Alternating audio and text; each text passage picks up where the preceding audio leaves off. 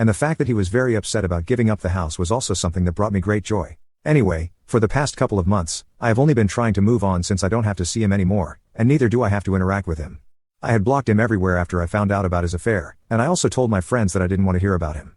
The only thing that I had known so far was that right after I had kicked him out, he had started living with Nikki, and they had probably been living together ever since. But that did not matter to me anymore. This week, we would have celebrated our 3rd marriage anniversary together if we had stayed together, and I had been feeling quite low on the day of our anniversary.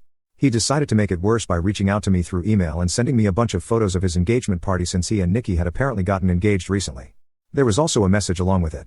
I'll just paste it here. He said, "It's almost been a year since we broke up, and initially, I was really sorry that I ended up cheating on you, but now I don't feel that way anymore. I think it was destiny that brought Nikki into my life, and you were just a placeholder. I know you could not have ever been my soulmate, even if you tried, because you are vindictive, mean, and heartless.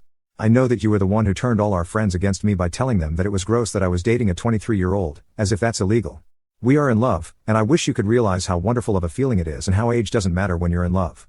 You're closer to my age, and yet what Nikki and I share, you will never have that with anyone. Do you know why? It's because you're not worthy of it. You were the one who tried to make it look ugly when Nikki and I got together, and I will admit it was wrong of me to cheat, but the nasty ways that you chose to retaliate just make me grateful that I decided to go along with Nikki because she's the perfect woman, and you'll never be her. I thank God every day that we got a divorce, and I didn't have to end up with you. So, you might have won the divorce and gotten away with your demands, but I won at life. I'm sharing a couple of photos from our engagement party.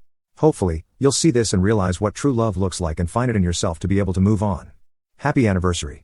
This is what he sent to me along with the photos of the engagement party, and it really boiled my blood when I read that message because he kept harping on about one thing, that I had turned our friends against him by making it seem gross that he was dating a 23-year-old while being literally almost a decade older than her. Let me just make it clear, I was not the one who turned our friends against him.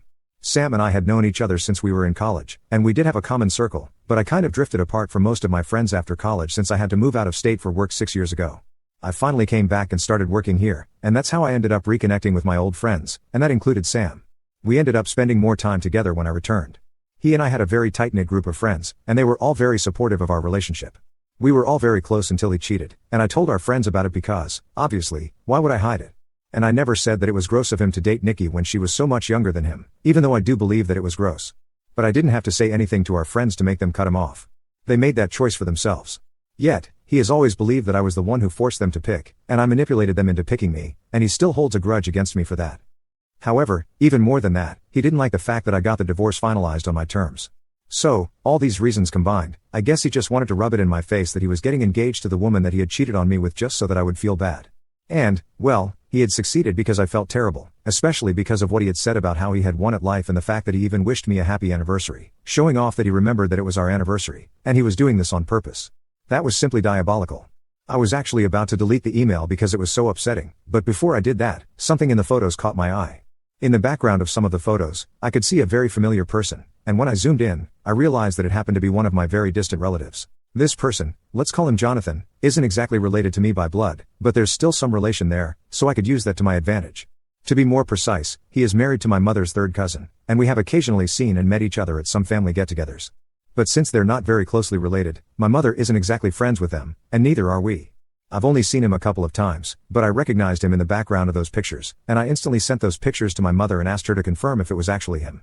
I explained the entire situation to her, and she decided to call her cousin and ask her what was going on. After the phone call, my mother and I were able to find out that Jonathan was attending that engagement party because he was about to invest in the business that Sam was starting. Sam had used his father's connections to get Jonathan on board since, apparently, my ex-father-in-law had been quite close to Jonathan's brother.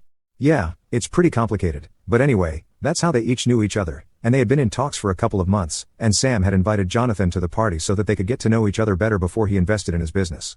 I requested my mother to pass on her cousin's contact information to me because I had a lot to talk to her about.